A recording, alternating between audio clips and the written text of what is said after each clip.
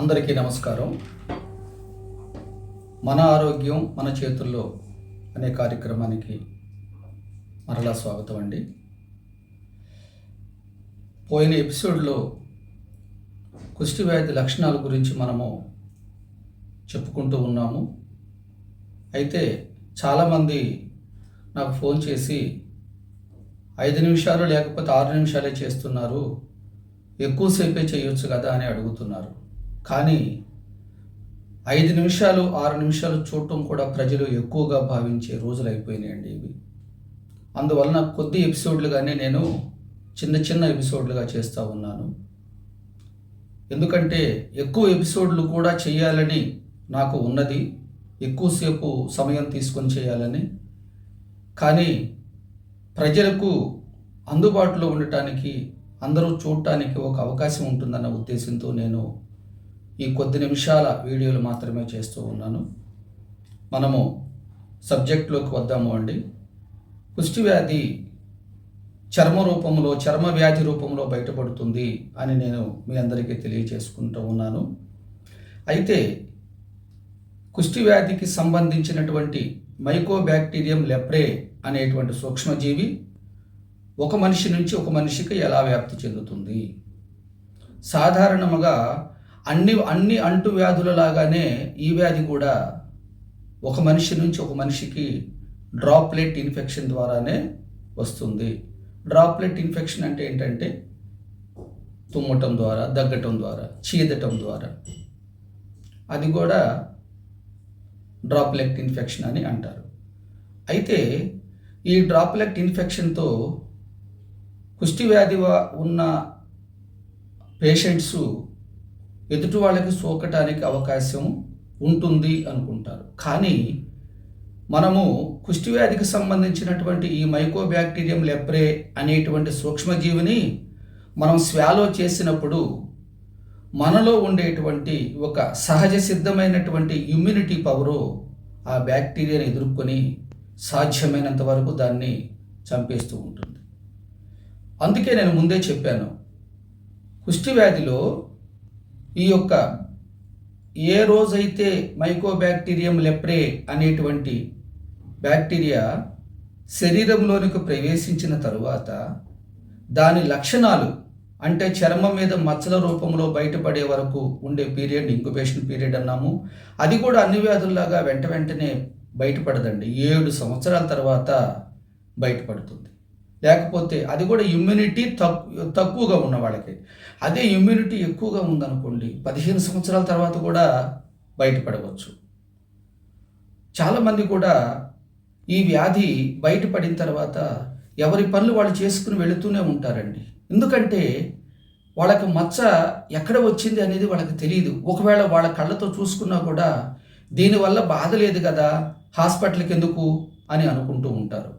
మరి ఇదే పరిణామంలో ఈ రోజున కుష్టి వ్యాధుల గ్రస్తుల పట్ల ఇంత టెక్నాలజీగా, ఇంత సామాజికంగా డెవలప్ అయినటువంటి ఈ రోజుల్లో కూడా కుష్టి వ్యాధి వచ్చింది అంటే అటువంటి వ్యాధిగ్రస్తుల్ని అంటరాని వారుగా, ఇంట్లో నుంచి వెలివేసినట్టుగా చూస్తూ ఉన్న సందర్భాలు చాలా ఉన్నాయి.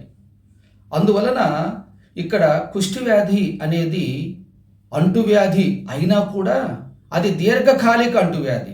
అంటే ఆ వ్యాధితో, ఆ బ్యాక్టీరియాతో ఎవరైతే ఎక్కువ కాలంగా బాధపడుతూ ఉన్నారో వారి నుంచి మాత్రమే అది ఒకరి నుంచి ఒకరికి ప్రవేశించడానికి అవకాశం ఉన్నది. అందువలనే మేము ఎర్లీ డిటెక్షన్ ఈ సర్వేలు చేపిస్తూ ఉన్నాం. ఎర్లీ డిటెక్షన్ అంటే ఆంధ్రప్రదేశ్ ప్రభుత్వము ప్రతి 6 నెలలకు ఒకసారి లెప్రసీ సర్వే పెడుతుందండి. దాని పేరు ఎల్సిడిసి ప్రోగ్రామ్. ఎల్సిడిసి అంటే లెప్రసీ కేసు డిటెక్షన్ క్యాంపెయిన్. ఈ ప్రోగ్రాంలో నెలలో 15 రోజులు, అంటే ప్రతి 6 నెలలకి 15 రోజులు.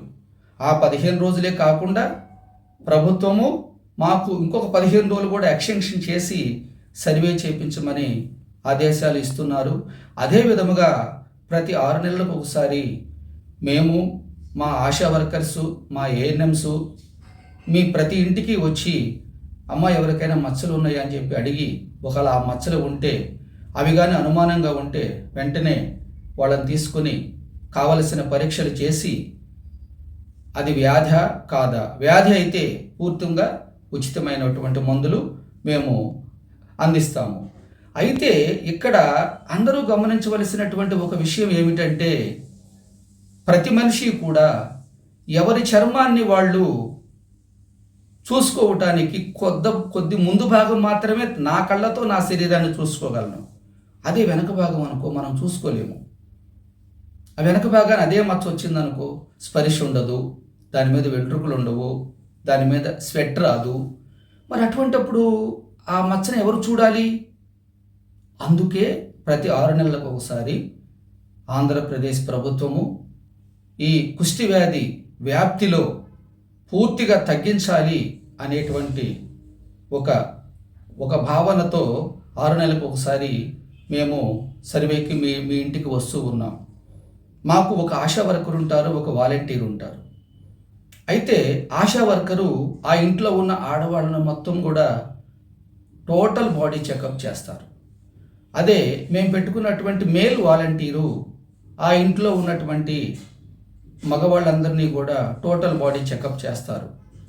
అందువలన మన శరీరాన్ని పూర్తిగా మనం చూసుకోలేము కనుక మా వర్కర్స్, మా స్టాఫ్ మీ ఇంటికి వచ్చినప్పుడు పూర్తిగా మీ శరీరాలను క్షుణ్ణంగా పరిశీలించి ఏమైనా మచ్చలు ఉన్నాయేమో అని వారు అడిగినప్పుడు వారికి సహకరించవలసిందిగా మిమ్మల్ని ప్రార్థిస్తూ ఉన్నాను.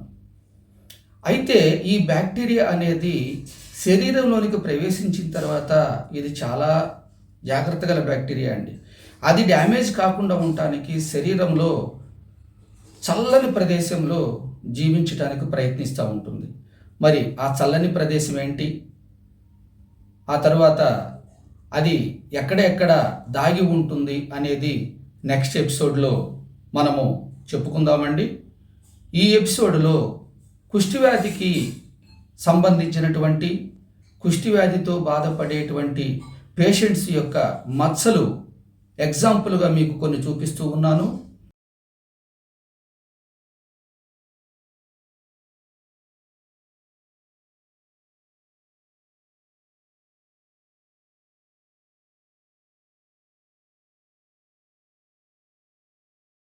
అవి చూడండి.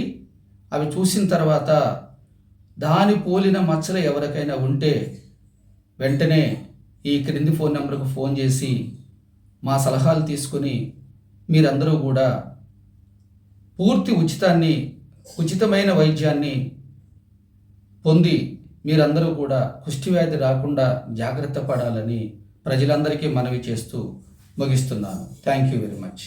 అందరికీ నమస్కారాలు. Thank you.